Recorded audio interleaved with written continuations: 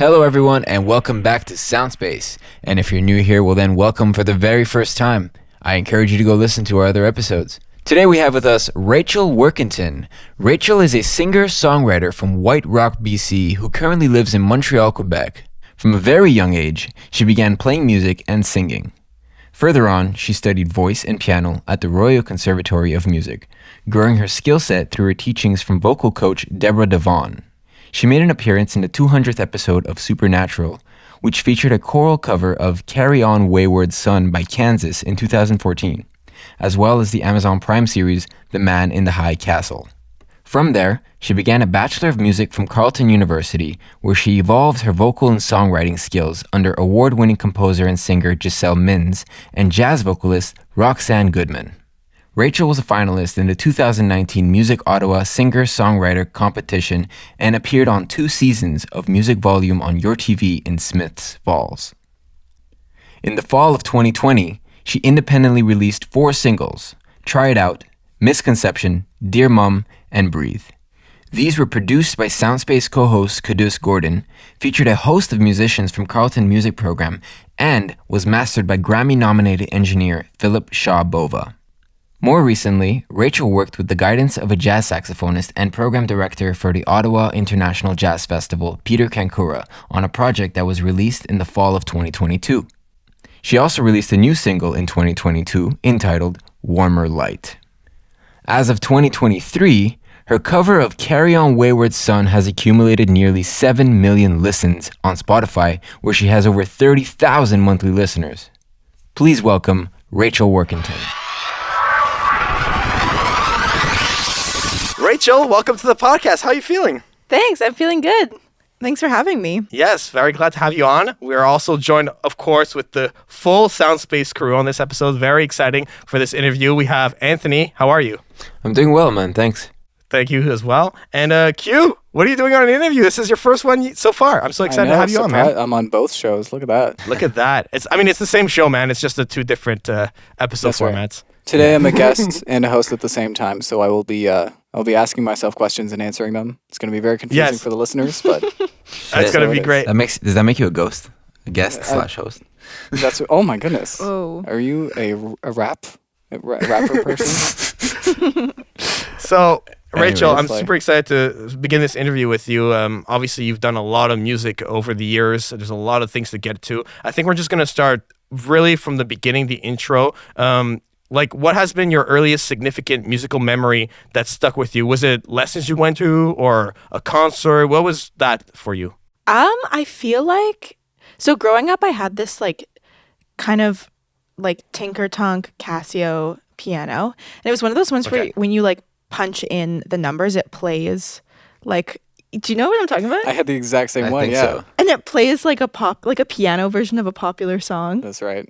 Yeah, anyway, so I would be 7 or 8, and I was writing lyrics to the piano version of these songs. But I think Let It Be was one of them, and so I wrote about letting an ant live or letting a beetle live or something. And then my mom was like, "Oh, that's a Beatles song," and she played me the original, and I was like, "Oh, I thought I wrote that." You're like, Paul McCartney ripped off my ant song? The audacity. Yeah, yeah, literally. But yeah, I remember writing songs on the Casio piano, not really the melody, I guess just the lyrics. Right. Okay, yeah. Cool. I'm laughing because cool. I had, I think, almost the same piano, but it must have been a different model because my Casio $30 Radio Shack keyboard didn't have any pop songs, but it had Für Elise and Oh, mine had that too. Yeah, yeah. The Turkish March, all the classical pieces that non-classical people know, kind of just the famous ones. And so, you could kind of just hit the notes and fake your way through it. It would hit the notes for you. And it had this silly bank. When I punched in the numbers, I was like, oh, a helicopter noise. Ooh, a gunshot. And it was just random sounds. And keep in mind, this is the keyboard that my dad bought me because my mom told me I was starting piano lessons. So he was like, spare no expense. We bought a $15 corner store keyboard. So that's what I practiced on in the early days. But I'm still playing today. I think piano is a great starting point. A lot of people that have come on so far start off with piano. But I guess what I want to know, what was the leap from piano to the starting point of your career? And what made you decide to take it further than just the piano. You see what I mean? Honestly, there wasn't really like a big moment. I think I always kind of sang. That was kind of the main thing that I like to do. I played piano. I did like the classical RCM program, but singing was like the main thing that I loved. And I don't really remember, like I just was always singing. So then I started taking singing lessons, I think when I was like 11 or 12, and kind of just was doing that. And I did musical theater and stuff, classical musical theater first, and then slowly started like roping my voice teacher into doing a couple pop songs with me. And then I like did some recitals, but I was like, no, I'm only performing the pop songs. Do you remember which songs? I don't remember, honestly. Oh, I think it was Sense, actually, the Tom Waddell song. Oh, okay, wow. I think so. That's the song Which is that something, we... yeah. Yeah, I think that's the first thing that we did together. It was the first time I met you, I think. Cover, yeah. Yeah. I think you came over to like plan stuff, and I was like, Yeah. hey, do you want to do a cover? Like, Yeah, is well, I anything think ready? you were like, oh, let's see like what you do. And I was like, oh, okay. Right. Yeah.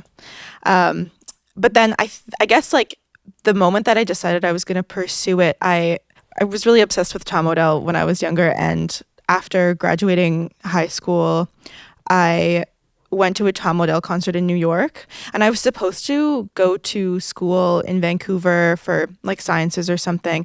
And then I like saw this kind of more intimate concert. I'd only ever been to like big arenas. So I saw this like more intimate concert and was like, oh, dang, like you don't have to be some big pop star. Like I can do this and do it a different way. And Right. Yeah, that's definitely special. That's quite something. Very cool. So obviously, like, there was almost no doubt in your mind that you wanted to pursue music. yeah. You mentioned earlier that you were considering a sciences program out in Vancouver, but was it after this concert where you really made up your mind? Yeah, I think so. I always kind of thought I was going to do, like, go to school, do science and stuff. I didn't really consider going to school for music until I saw this concert. I think I wasn't that excited about going to school in Vancouver for sciences. I was like, oh, this is what I'm supposed to do. This is like, I'm pretty academic. This is what people expect. Okay. So then when I went to this concert, I decided to like defer my school, take a gap year, travel, and then was like, I'm going to do music. And I was just kind of like, fuck it. Like, let's do this. Was your mom pushing Yeah, music, or definitely. was she like, oh? I think my parents were just waiting for me to realize that that's what I wanted to do. Okay. Like when I Oh, that's told them, amazing. they were like, okay, yeah, that makes sense for you. I was like, oh, sick. Dang, that's like usually parents have a problem with the arts. Like every time I they're know. like, oh, you need a stable thing, you need to find like. But that's a really chill mom right there. No, my parents are both really, really supportive. Yeah, so definitely. That's really nice. Are your parents artistic as well? My mom's really artistic. Yeah, I feel like that helps a lot. You know, having an artistic parent really encourages you, it pushes you to pursue your passion Definitely. in your art, whether it's music or whatever other art medium you'd like to explore. Yeah. So I'd like to talk a little bit more about your academic background. Can you tell me about your experiences in the different music programs you attended eventually? Let's start with your Bachelor of Music from Carleton University. Yeah, that was it's funny because so when I was taking voice lessons when I was younger, I was so shy. Like I would face the corner and my voice teacher would turn and face the other way and I would barely sing. Like she'd have to play piano so quietly during warm-ups. So I was so nervous to study it because I had such bad performance anxiety, such bad stage fright. So I think through Carleton, I really learned to take up more space and started writing and playing kind of what I wanted, developing a sound. It was really a pivotal time for me in terms of figuring out who I am musically, and it was great for networking and making connections and stuff too. And obviously I learned a lot in the classes, but I feel like more so I learned a lot of like music life experience. That's a lot of pressure from the start because I feel like vocal teachers hate a quiet singer. Like a buddy of mine told me that he went into his first singing lesson and the guy like held up he was like an angry Polish man for a teacher, and he was just like, this microphone, you see this? This is a crutch. And then he like threw it in the closet and he's like, Oh you my should God. be able to sing so that the guy in the back of the concert hall can hear you, and just from sheer projection. So because he was also kind of like a mumbly singer, and that was like his main focus was just volume. And I Well, never even realized I that was just like- so shy. Like my mom said that when I was younger, I would sing in the crib. Like Really? in the morning, she'd wake up and I'd be singing. And then as soon as I saw her creep around, I would just shut up right away. Oh, we got stage fright at age 2. It was, I really come by it, honestly. Wow. Did you have a breakthrough, like a stage fright when you were like, you know what? Not really. I think I just like performed more and more, and it's not crippling anymore. Like I, obviously still get stressed, but it used to really like I said, I had to face the corner with one person in the room. So here's the real question. Is it more nerve-wracking if it's complete strangers or people that you know? Or like people family? that you know. That's yeah. okay. I'd way rather perform for strangers. Right. Okay, Yeah, so no, I totally I agree. say that too, I totally agree. but a lot of people will say the reverse. Like No. some folks that I know are like, oh God, like, like at least I know everyone here is supportive. I can, embarrass myself and it's whatever. But strangers, it's like, oh God, I feel their judgment. And I'm like, no, I'm the exact Same. opposite. I'm the opposite. I'm the opposite too. Because if I embarrass myself in front of strangers, it's like, peace out, y'all. I'll never see I'll you never again. see you again. Exactly. But you got to face your friends and family. Exactly. You got to go to Thanksgiving the next day and be like, hey, so about last night, I was off. I had a cold. It wasn't. No, exactly. Excuses. Anyhow. So I just wanted to kind of refocus on your education. So we spoke about your bachelor's of music from Carleton University. But you also attended the Royal Conservatory of Music. What can you tell me about that? Yeah, I did like Royal Conservatory piano and voice in, growing up like in high school and stuff. So I did the RCM piano and voice exams.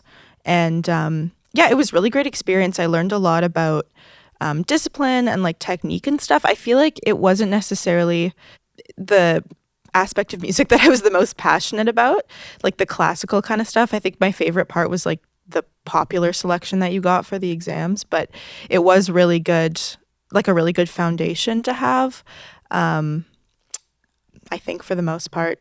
So would you like recommend if someone was like, I want to be a pop singer, would you say that's worth going through a program like that to get like some technique or some technical knowledge down? I think it's helped me out more for my voice than piano. I think it depends. Like learning classical voice for me really helped to strengthen I'm sure. my voice. So yeah, I don't know if I'd like Definitely. necessarily recommend it, but it was good for me, I think, positive. Yeah, no, Yeah. I hear that all the time. I hear that all the time. People who study classical vocals tend to have an easier time learning other styles. Yeah. I'm curious. What do you find to be the most valuable thing you've learned? Because you've studied under professionals like Giselle Mins, Roxanne Goodman, Debra DeVaughn. What do you find to be the most valuable lesson? I think to be sure of myself and take up space.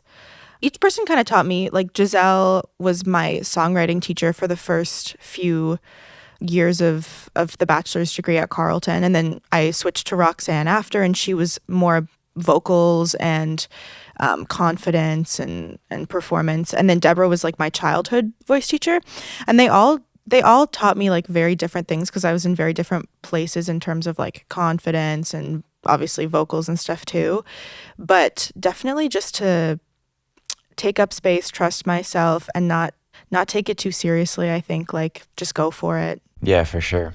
Would you ever teach? Think you enjoy teaching voice? Yeah, I would maybe. I've never taught before, but I think I would prefer to teach voice rather than like piano and stuff because it's probably what I'm most comfortable with now. Yeah. Maybe. Yeah. You Right totally on. taught before. You were teaching me last night. Okay, She's I like, you guess. gotta have like a high vocal Non-formal. posture for the low notes. And I was like, what? I've been doing everything backwards. It was groundbreaking for you. I'm glad I could help. Q was learning so much on just one episode, Look at look I at you, always learn MacGyver. so much. This is the Look at most, you go. most educational podcast. Going back to the whole education thing, I think doing multiple degrees is a thing that I always found to be super helpful because it gives me a different perspective. But more along the lines of different perspectives, there's education where you gain a lot of experience, but there's also like playing in bands and gigging, and that's, I find, like the combination of the two is amazing. So stepping a bit away from, what would you say you learned the most about yourself whilst playing in bands and gigging as a singer-songwriter? Well, my first kind of band, I used to play my church band, and so I really like eased into performing, I feel like, because church band was like they made it really clear, like, this is not a performance, you're leading people like in worship, so it's like people aren't looking at you, they're looking at the words above your head. So I don't know, it it's not like all about you. You're not the center. So that's kind of was like my first thing that I did. And then in school I played gigs with friends and stuff. I think it's just good to have performance experience, like just to learn to kind of play through the mistakes, learn how to adapt, like think on the fly, have fun with it. Yeah. Was that gospel music you were playing in the church group? It wasn't really gospel. It was more like contemporary, like yeah. It was fun. It was good experience. Like I did it pretty often, so a couple times a week, and like it was pretty good performance experience. Yeah. Yeah. Do you Right do you on. like churches as like an atmosphere to play at? Like It really depends on the church, I think. Yeah, I mean, I guess some are nicer than others, but I feel like it's acoustically most churches are very old buildings, and I think that there was way more appreciation for acoustics in that era of architecture when those big epic like cathedrals were being built. Yeah, true. It wasn't a super like old church, but they had a really big band. Like it was like a 5-6 piece band, like drums, bass, guitar, synth, keys, a few singers.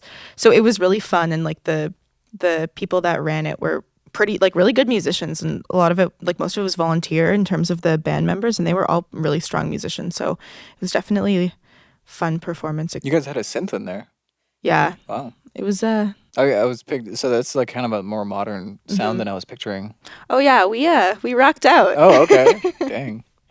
So, Rachel, we talked about your experience gigging and playing in bands and everything, but you also put out some, and I have to say, like, phenomenal music. I really, really enjoyed listening through all of your material, and I want to take this time in the interview to really go through one song at a time and Q if you worked on these songs, because I know you two work very closely with one another, and I think that's wonderful. And so it's not every time that we get to have the collaborative person with the artist. So I really want to like delve into all of these. So let's go over all your releases one at a time. Let's start with Try It Out. Try It Out was great.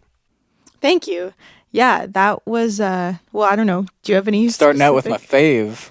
Yeah, I think that was the one that we had the most clear vision for, like or at least I did. Oh, I was gonna say that's the one that changed the most over the Oh, course. really? Yeah, I mean, like we kept on having like a new idea, like, ooh, let's add like Dale doing like some gospel That's true. background. But I feel like it kind of fell into place. Like Yeah. like I don't know. I had like the references and stuff. Like I had the most clear idea of what I wanted in terms of arrangement for that one. I mean, obviously besides like the ones that are just piano.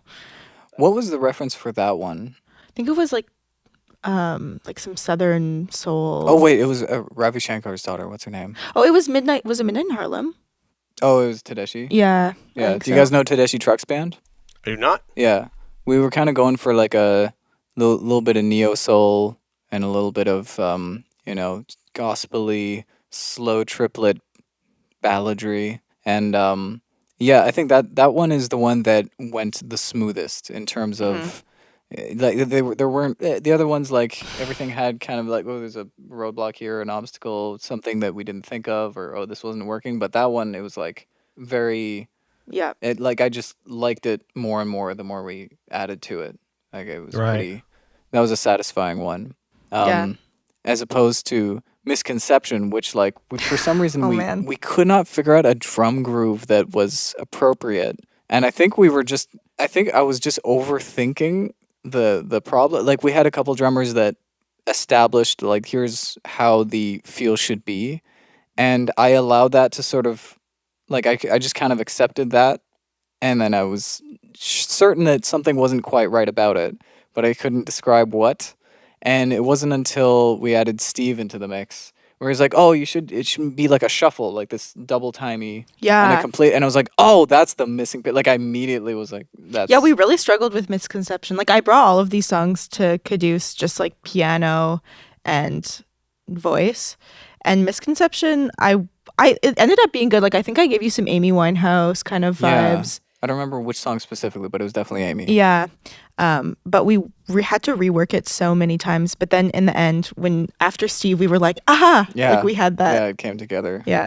And drums is usually the thing that you start with when a singer-songwriter just delivers like a demo to you. It's like, here are the chords, here's the main melody. How should we arrange this into something? I always start with the drums, and that was like the thing that we couldn't get past. So Misconception took a while to like get out of the gate, but I'm super happy with how it turned out in the end. Yeah, me That too. was a fun one. Sounds great. I was totally vibing to that one. Like, I listened to all of them, of course, but like that one was truly, I guess, more upbeat. I don't know. Yeah, it's true. I'm really happy with how it turned out. Like, if there was a while where I was like, "Ooh, I don't know about this one," but it really came through. Like, it paid off. Especially, I really love the like low key sax solo bridge part. That one was another. Really came out of left field. Yeah, I mean, I knew I wanted like misconception. a sax bridge, but the way that was arranged was not Yeah. what I was expecting. But it sounds sick. Yeah, that was the most rewritten and then rewritten like bridge or solo section that I've ever had, because like we had a sort of improv sax solo that wasn't quite hitting, and then we tried like a other thing. I think Ben attempted some kind of guitar. Yeah, He- maybe. he wrote a thing, and then in the end, what we went with was I went back to that sax player's house again, and I was like, I'm going to just sing to you and record, or I sang into the microphone. I recorded a sax solo, quote unquote, that was just me making embarrassing sax noises into like his mic, and then I made him listen to it a bunch of times, and I was like, "That's just do that." And he's a really good musician. Like he's able to sort of interpolate that and add a bit of phrasing and make it a bit more exciting, and that's what we ended up using. But we were kind of on the fence with it until we added a violin supporting part into it. It was such a weird like evolution Yeah, it to this was. bridge, but I think we found the right je ne sais quoi by the end. It's okay. really tough to make a song sound like a cohesive band that is in the same room together, making eye contact and communicating musically with each other when it's all an illusion. Like you're constructing this thing one instrument at a time with a bunch of musicians that have never met each other. They have completely different styles and backgrounds and whatever. And you have to sort of give each member the correct instructions to maintain the illusion that is that because it's kind of a retro sounding song. I didn't want it to sound like a sleek, modern, tightly edited thing. I wanted to leave things kind of loose. You know what I mean? Yeah. So that was definitely the challenge with Misconception, but I had a great time with that one. Let's talk about Dear Mom. That one is something else. That one made me cry. I don't even know how to ask Oh. how to get into that one because of how like this one's obviously like very emotional and it's close to the heart, and I think that people listening to that can relate, can have a point of relation with the song. What do you want to say about that, like emotionally and lyrically? Let's start with that, Rachel. Like, how is that song for you? Yeah, that one I think that's one of the songs that I've written that have best articulated how I was feeling. Like sometimes you write a song and like it's good, but this one was like I wrote it exactly how I was feeling. The words just came out the right way, and I wrote it in like I don't know, like 40 minutes or something. And it just this was when I was in school and I was in Ottawa, so I was far away from home, and I was going through whatever, and so I was missing home, missing my mom, missing everything. And I knew that I wanted this arrangement to be really simple because obviously the lyrics are the key element to this song. So the arrangement was just simple. I'd written like a little piano accompaniment, and I kind of wanted it to have a lullaby-ish feel to it. Absolutely. Yeah, I kind of had a hard time listening through that song because it was so emotional. But absolutely beautiful song, beautiful lyrics. Yeah, thank It you. grabs Yeah. Yeah. It's like good job on that one. I mean, all of them, but like specifically that one, like the intention was felt for Anthony and I, and I'm sure for others that have listened to it. That is a song that I think I actually learned a lot.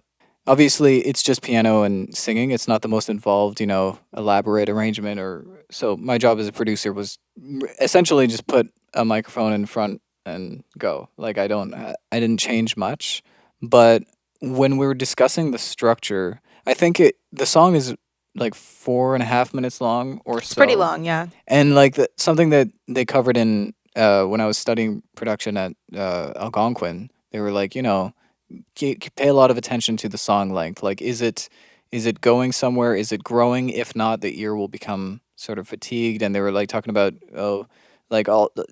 trimming the fat is like something they emphasized a lot in the song structure. And I brought that up to Rachel. I was like, this is a very stripped down song, and I think it should stay that way. But I'm like worried that the length is going to be too much for how long it is. And so I think we went back and forth a couple times. We were like, oh, maybe this Yeah, there were a line. few places where you were like, oh, you could trim this and it would still make sense or whatever. Yeah, I think I was saying let's cut the second verse in half and then like Something like reduce that. the outros. I wanted to make some sort of change like that. And then in the end, Okay. we didn't make any of those changes. And I'm glad we didn't because I forget who made this. I think you were like, it's not even really just this isn't like a commercial song. It's kind of like it's like a tribute. Yeah, well, I released it on my mom didn't know that I was recording it. She'd heard the song before, obviously, like I'd played it for her, but I released it on her birthday, Oh, and that's she didn't know nice. that I'd recorded it with Quddus. So it was a birthday surprise. So I didn't want to trim it because it was really for her. So it didn't, That's so the sweet. length wasn't the main concern. Yeah, I see what you mean. Yeah. I see Right, what but you mean. that's what my point is that that's what I learned about when it comes to trimming fat. I was kind of getting a bit too like into the weeds with it, and I realized that part of my job is to go, who is this for? Like, what is the audience of this song? Is this a commercial thing? Is this meant to have a wide appeal, or is this like it would have interfered with the purpose of the song itself for me to go in there and let's tweak this, let's change that, because it is a deeply personal song. Right. So that's kind of what I got out of it, or like that's the lesson that I got from that, is that like sometimes, how do I say this? It's like Rachel knows more about what the core of this song is than I do as a listener. I don't need to be the audience surrogate in this situation as a Right. producer. It's I more just like kind of you need need to let tap the piece into that, happen. right? It's Yeah. more like you need to tap into that as a producer, is what you're trying to Exactly. get at, I think. Yeah. Okay, I see what you mean. Yeah, no, for sure. And I think that's amazing because the song is helping you grow just in the process of working on it, you know? Yeah, I love it when that happened. And the recording itself was kind of interesting because I did I think we had like just some MIDI piano just to track vocals to, and we had all those Right. pieces. It was just sort of block chords, and I think the plan from the start was to replace that with an acoustic piano. Because we had like I written the piano arrangement, but when we recorded it for the The scratch tracks. the scratch tracks, it was just the MIDI. Yeah. So what we ended up doing was I was working at a piano store in Ottawa at the time, and they had just brought in. My boss bought this antique that he was going to fix up, redo the finish, and then sell at a profit. And it was a 1911 Steinway, Holy. which is Wow. at the time. At the time, they were probably considered the most luxury piano that there is. And this thing is certainly the oldest piano I've ever played. It sounded, and I don't even think that any of the parts had been replaced other than the strings. So like, you could really like hear the history in this thing. It was Oh, for sure. Well, it was cool because you could hear like the pedal, like when you put the pedal down in Yeah. each key, like the ambient noise of the keys and stuff, which we kind of liked. Like we wanted that. Yeah, is very like this clunky old 100-year-old mechanism inside this piano sort of just becomes as all these moving parts, they wear down over time, and you could just hear that in the quality of the sound itself, and it was so beautiful. So Allow me to geek out a little bit here. I just want to ask you about the Steinway specifically. Sure. Do you know what the model was? Like, because I can't really remember. love where you're going with this. Do you like what else can you say about like the I can't piano remember itself? other Like- than it was a Steinway Baby Grand, and it was not stained black. Which is a sign that it's old, because the fashion for Right. pianos has been dark black stain for I think at least like 80, probably closer to 100 years. But this is like a 110-year-old piano, so it was just like wood colored piano. You never see that anymore. And That's gorgeous. that was I think I couldn't even touch the surface of the piano at the time because the redo of the finish that my boss had done was still drying. So I was recording on a piano that I had to like be careful not to ruin the finish. But yeah, Right. anyway, so I just brought some microphones and an interface into the piano store, and we just tracked it there in a few takes. It's all about being mobile, baby. 4 a.m. or something. Yeah, it was definitely after hours. Yeah, because we had to You're do just it in when the middle of the store day was showing closed. up at the piano. Yes. I need all the clients to leave. This is very important. Yeah, everyone get out. Yeah, that's right. I was absolutely like, I'm in general like a mild history geek, and for some reason I couldn't get over the fact that I was interacting with an appliance that was that old. So I started randomly Googling what was going on in the world in 1911, and just picked up random terms. I was like, oh, the guy who wrote Tom Sawyer was alive, and like Mark Twain was still chilling in 1911 when this piano was made, and now it's on this record that I'm working on. Like it was That's cool. very exciting really to cool. me. If you're Okay. if you're into history in that way.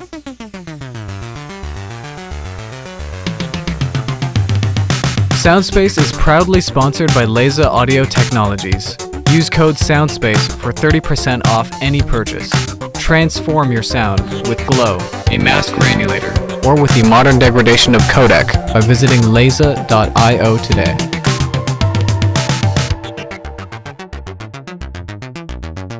I'm going to steer away from this and kind of just to cap off, because we have only 2 more songs to discuss, and I really want to get to these.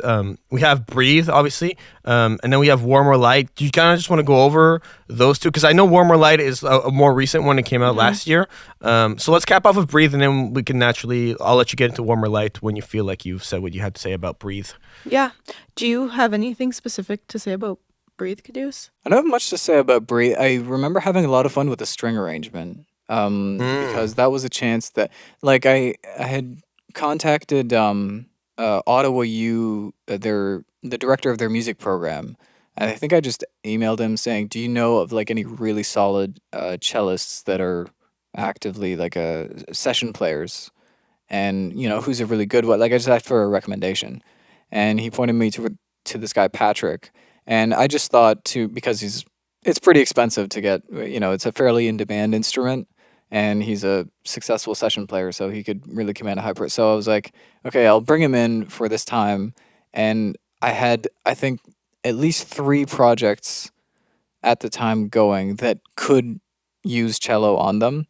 So I thought, I'm just going to get him in the room, squeeze all this stuff in, and then like it'll be worth because 3 different people are paying me to do this one thing. So I was trying to think, budget efficiency, right?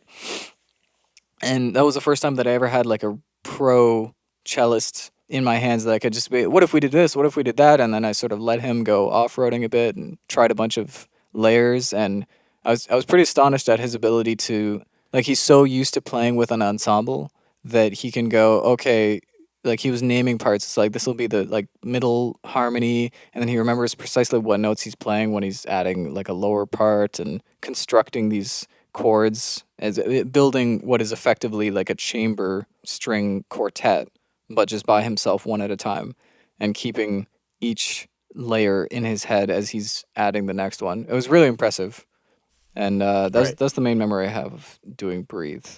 Okay. Do you have any? Okay. Yeah, I don't have anything really to add. No. Yeah. All good. And then Warmer Light. Yeah, Warmer Light. Quddus wasn't a part of that one, but that's one I wrote with a producer. It was a co-write, so he is a guitarist, and Ben wrote the guitar part, and I wrote the melody and the vocals. So it was really collaborative. And then he produced it and we arranged it together, and it was really done it was like a COVID project. We started it for a class through school in our last year. And then we're having so much fun with it that we decided to continue working on it after the assignment was handed in. And it was fun. It really grew and took on a lot. And in the end, it's a very full arrangement with a lot of acoustic sounds. And that came out a few months ago in November. Congratulations, so. That's great. Yeah, that's always nice when you're working on a composition for class and it turns out to be so great, you go back to it afterwards. Because otherwise it kind of feels like a waste if you don't do anything with it, right? If you don't revisit it. Yeah, no, exactly. Because we had so many ideas, and then I think we needed to hand it in, so we couldn't actually follow through with all the ideas. We had to just get some sort of final product for class, and then we were like, let's circle back. Let's keep going. I wanted to ask, like, did you have, what was it specifically that motivated you to sort of transition into a different genre? Like, you kind of, like, from the EP to the more folky stuff? Because when we were working together, it was like a Nora Jones, Amy Winehouse kind of thing. And then you moved, like, was it a specific artist that you inspired you to, like? I think it was over COVID, I started playing guitar. Like, I'd never really played guitar before. It was mainly piano. So I started writing on guitar and teaching myself guitar. And it kind of changed my songwriting in like a cool way. It was the first time I'd written on a different instrument. And so I started listening to different artists and listening for different elements, and then I guess developing a folkier sound. That's some songwriting advice I would give to anybody, is that, like, try writing on an instrument that you're completely uncomfortable with, and it will push you in a different direction that you weren't expecting, and it can kind of breathe new life. Even if a song is sort of it's sort of like not coming together, sometimes that's the missing Super true, thing yeah. that can refresh it, right? Yeah. No, I agree. Sometimes I'll write something on piano and be like, and then I'll switch to guitar and I'm like, oh, wait a second. It kind of finds its way. Yeah, some things like translate well, but other times like you're trying to make it work on an instrument and it's like, this thing is just begging for piano, it just needs to be played a certain way. Right. With all the music you made, how do you go about just remaining motivated, and like active? Because you've been putting out music. How do you do that? Because I think it's something that's not necessarily easy to do, but you seem to be doing it pretty well. You're putting out great music and you're doing it, actively. So how do you do that? I think for me, I'm someone who really thrives with structure. So I like school, like I have assignments, they're due. No, like I'm going to do it. So I really have to like set concrete goals and make it really tangible. Like, I'm not someone that really works well just like, I'll do this. Like I have goals, I'm trying to do this. And then also I find collaborating with other people really helps because it inspires you in different ways and you learn different things. So I would say, for me, it would be like consuming different art, consuming different music, working with other people, and then like getting down to business would be like setting concrete goals. Right. I see. And when you set these goals, do you ever come across like a lot of people have come on, like I love artists that came on last year. We're talking about like feeling like imposter syndrome, as in like, I'm not good enough, like I'm fake it till you make it kind of thing, or like writer's block. How do you go about dealing with like such creative struggles? Not necessarily those two, but like just whenever there's like some sort of roadblock when you set that goal and you're on your way to accomplish it. I feel like everyone has those days where you feel like a dumpster fire, and then those days where you have like a god complex and you're like, we've all been there. 180. I am God's gift to humanity. You're all welcome. Yeah, no, exactly. But I feel like I've heard a lot of artists talk about imposter syndrome recently. And I think that kind of helps because it seems like even the really big, successful, like people in the industry deal with it. So it's like, okay, it's not a reflection of your skill level or where you are. It's just like a part of the journey. So I think just like keep going. It's part of it. And for writer's block, someone told me that when you have writer's block, you should consume other art, like consume other people's art. So that's what I've tried to do is like, whether it's music or film or visual performance art, whatever, just, sometimes when you sit down, it's just not happening. So, go out, consume other art, try to get re-inspired and just enjoy being a consumer. Do you enjoy jumping across a different media or medium where, okay, I'm going to write a piece based on a book instead of another song? I actually had a class that kind of helped me to introduce this to me, and he gave us like old film footage and then was like, write something to go behind this footage, or he would have different exercises like that. And I think those kind of things also really help. Like if you don't take it too seriously and just have fun with it and write. I think also another big thing someone told me was that when you're writing, it's a laboratory, not a factory.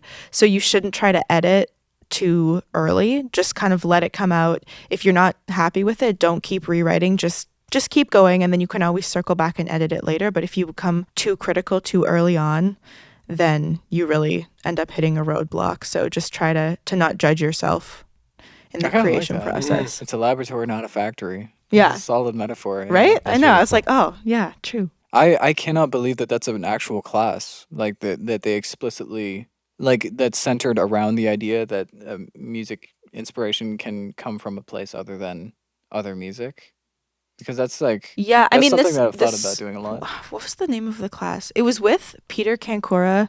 He was the artist in residence at Carleton, and it was like an ensemble, so it was like a pass fail like choir or whatever.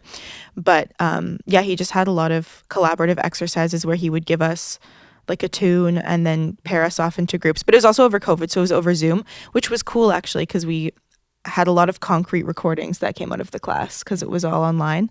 But yeah, he would just pair us off and get us to each come up with our own arrangement, and then we'd listen to them all at the end, and everyone's was so different. Or he'd give us all footage, and then we'd all listen to our compositions after. It was really cool. It was really creative. And I've been thinking about that a lot lately because for one thing, a few things happened in the past few years. My favorite Taylor Swift album that she's ever done was Which one is mostly that? inspired by literature. which is your favorite album? The not Evermore, the Folklore. Oh, Folklore. Yeah. For some reason, I always switch the names of those two, but I was blown away by it. Like I've always kind of liked her music, but never took it super seriously. And then that came out, and I was like, oh, she's a legit, like she can take inspiration from like kind of unlikely places and turn it into something that's like very. It is still marketable because she's a top 40s, Mhm. but it didn't really compromise on that kind of very specific flavor of folk that she was kind of interested in at the time. It's always cool to hear where Oh, the definitely. inspiration comes from. Yeah, I agree with Yeah. that. Hmm. Yeah, and I was reading interviews with her. She's like, I read this book. I was watching like this true crime thing, and I was just writing songs based on that, and that got me.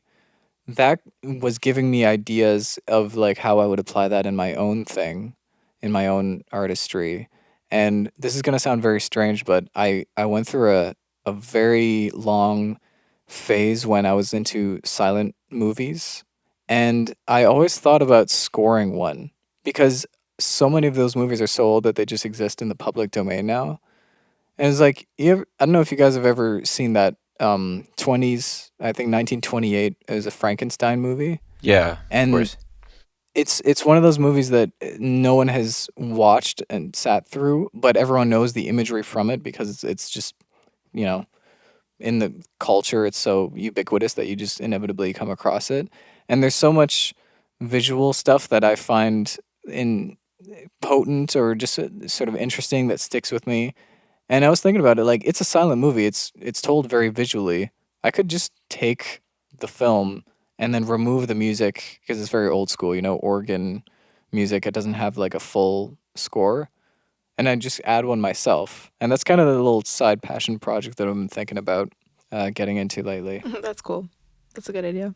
Yeah, that really is a good idea, actually. But really like what you said earlier, Rachel, about getting over writer's block by consuming other art or immersing yourself in different art mediums.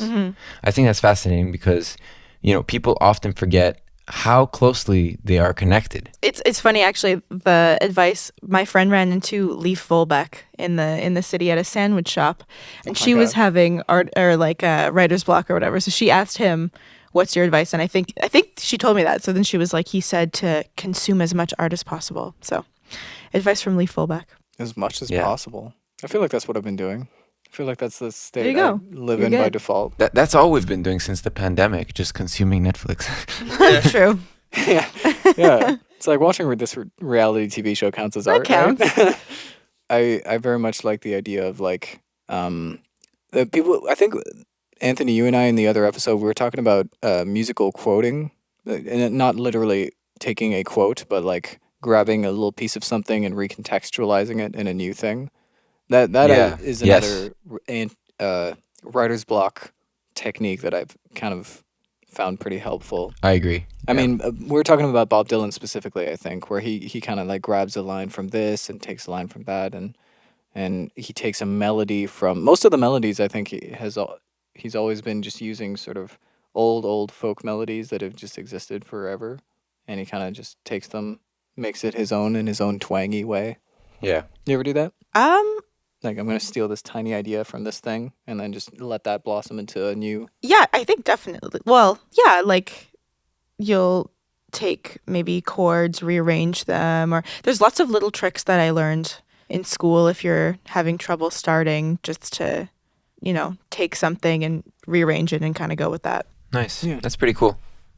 So, Rachel, I was really looking forward to talking about your cover of On Wayward Son. Yeah. Yeah, your appearance on Supernatural. That was really, really cool. I was super pumped for that. I was excited because that was the first song I heard from you. And I remember because I was in the car with Jaian, and I think we were coming back from Toronto or something, and he puts your song I was like, on. these are the guests that we're gonna have this year, and I just like hit Yeah, exactly. your profile on Spotify. Yeah, exactly. So I was so pumped about that. And I'm really curious, like, how did you get this? How did this come your way? Yeah.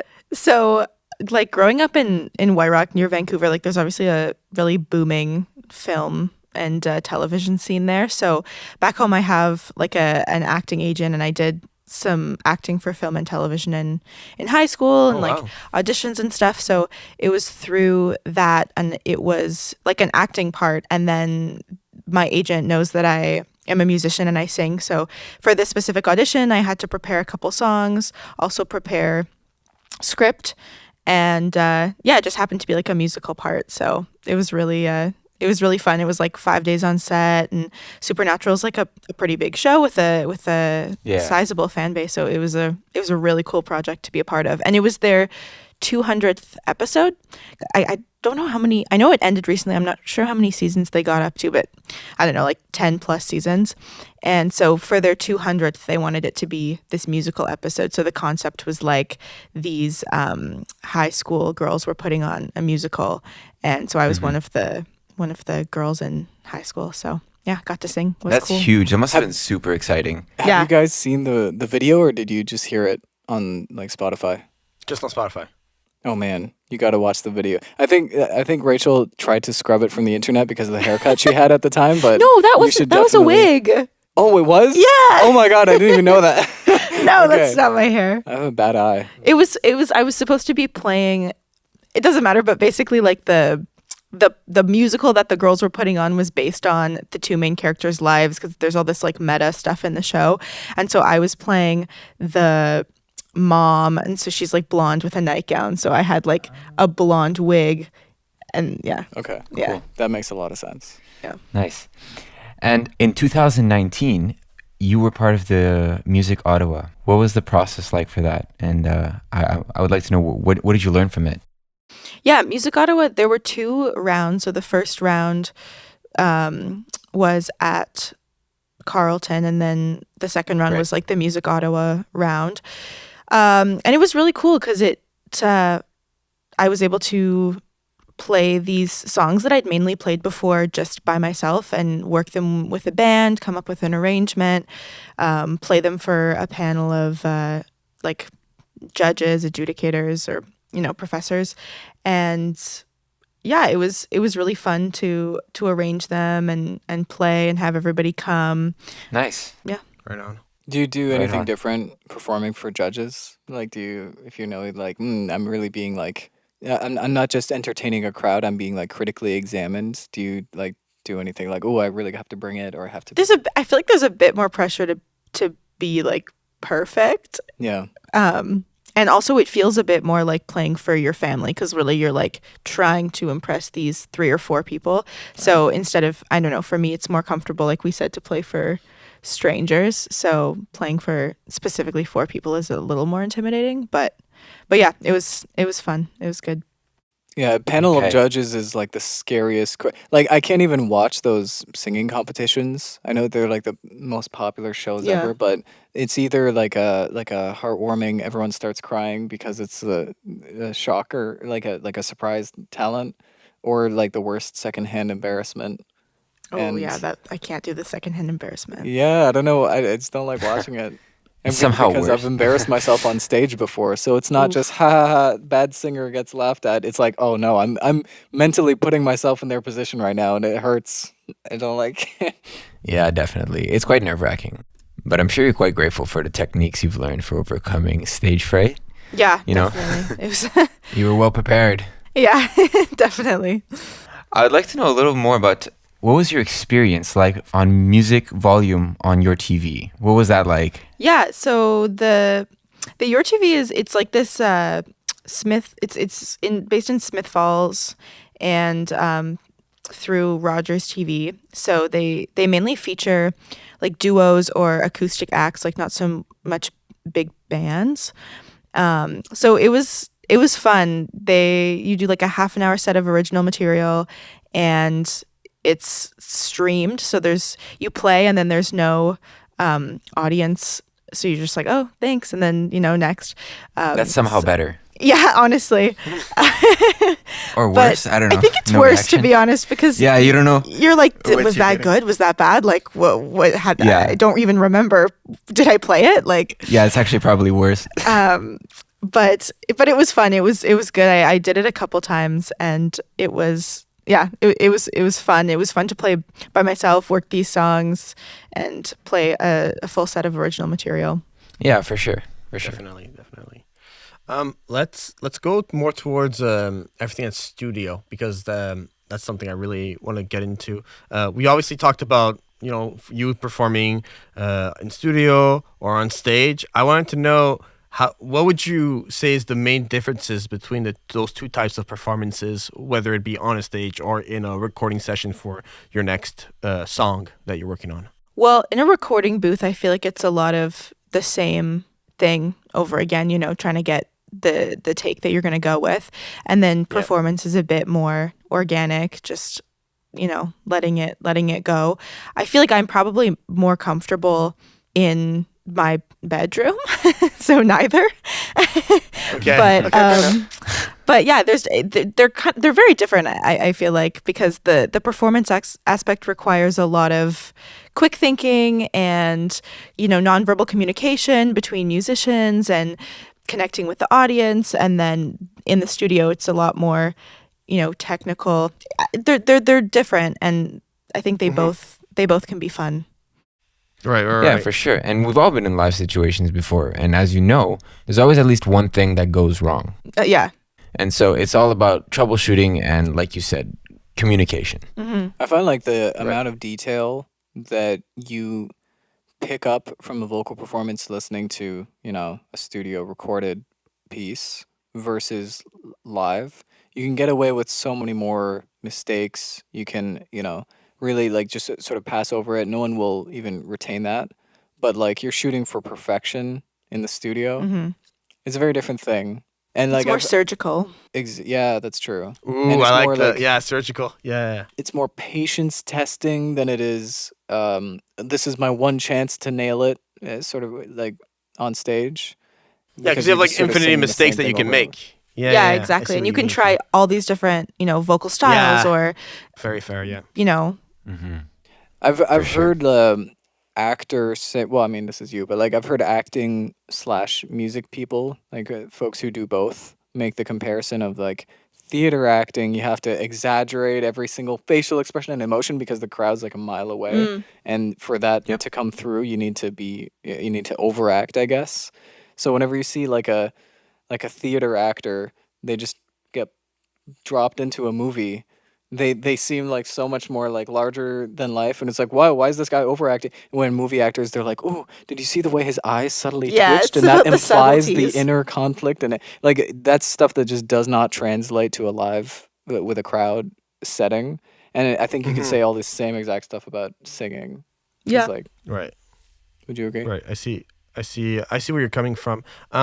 And Rachel, when you do all focusing more back on the studio, when you work with an aspiring engineer or music producer, specifically in the way you communicate with them, what would be your advice for an up and coming engineer on how to talk and communicate with an artist? Because there's a lot of technical mumble jumble sometimes, and what you mean to say is not exactly what you're saying. What would you say to an aspiring producer or audio engineer to better communicate with an artist such as yourself or anyone else?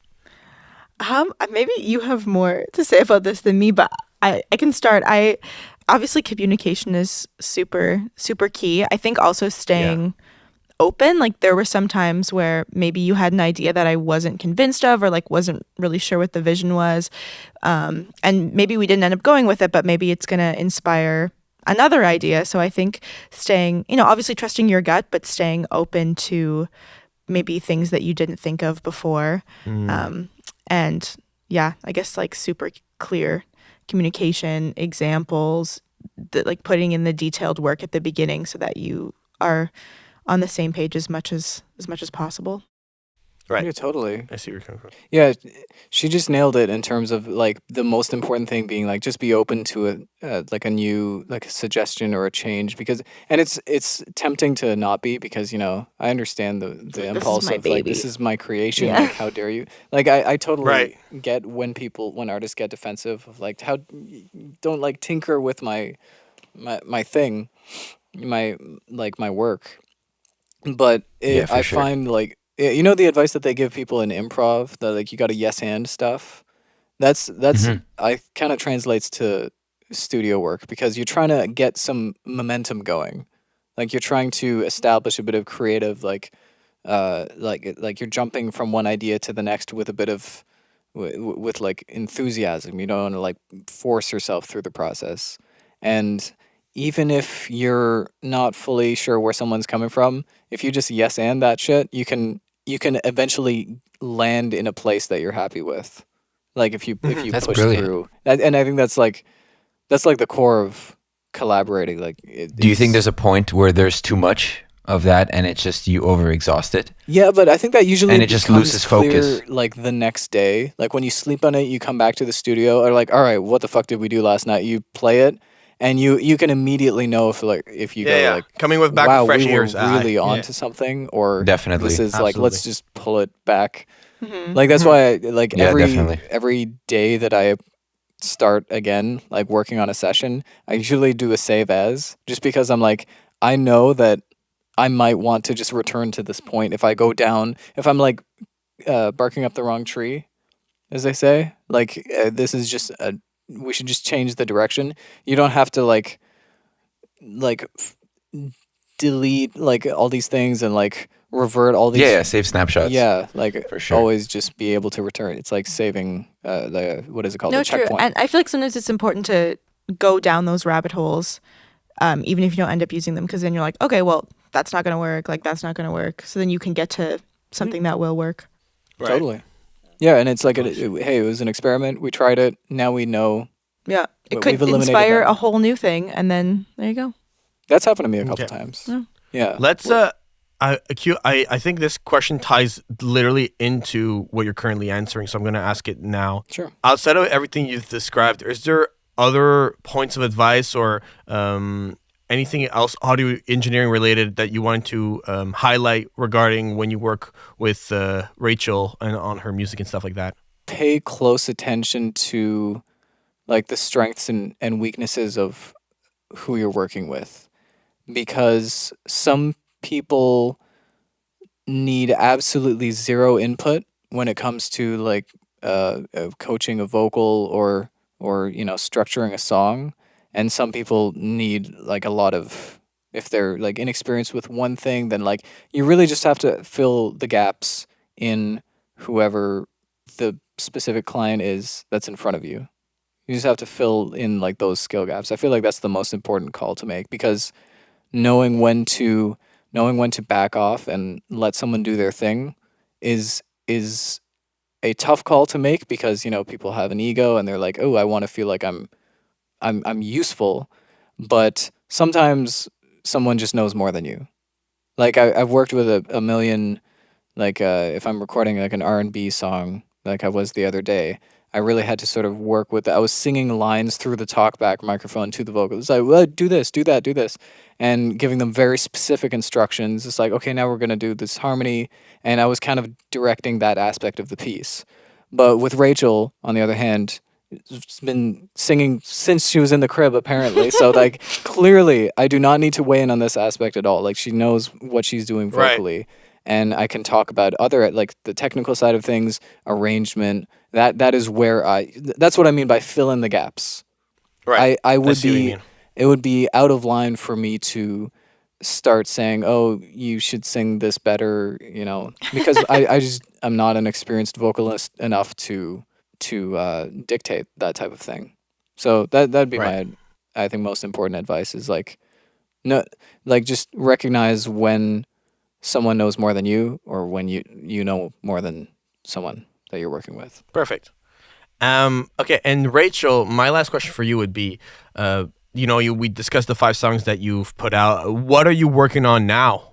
If I'm listening to this podcast and I'm enjoying what I'm hearing, what can I expect in terms of music and shows? What are you planning to do in 2023? Yeah, I have another single that should be coming out in the next month or two. So I'm really excited about that. And then in terms of shows, just some, just little stuff around the city. I'm going to be doing a lot more writing. Quddus and I have been doing some little folky duo stuff. Wow, that's awesome. So yeah, just stay tuned on, social media, Instagram. What's the song TikTok. called? What song? Oh yeah, Ever Since You've Been Gone. You should totally tell them about the music video, because that's coming up, right? The thing. Yeah, well, with Ever Since You've Been Gone. Yeah. So when that comes out, there'll be like a video. There's a few exciting things on the horizon to be released soon. What was what was the inspiration for that one? This was my, I feel like every artist had like a COVID song that they wrote, and it was like, oh, so this was my COVID song. I wrote it a few years ago, and then it was with the same producer as Warmer Light, so it's kind of like part 2, except this one we didn't write together. This was one that I wrote. Awesome. That's really cool. Right. Okay. Very cool. Anthony, I think it's tradition time. Yes. So typically, before ending an episode, we like to ask our guests one final question. And it's the same question every time. We just like to see the different responses we get. So my question to you is, what is your advice to people who want to get into the space of sound? I would say that it doesn't really matter your skill set, level of experience, technical capabilities. You can start like wherever you are, and you have something to contribute wherever you're at. So you can create, you can write, do whatever.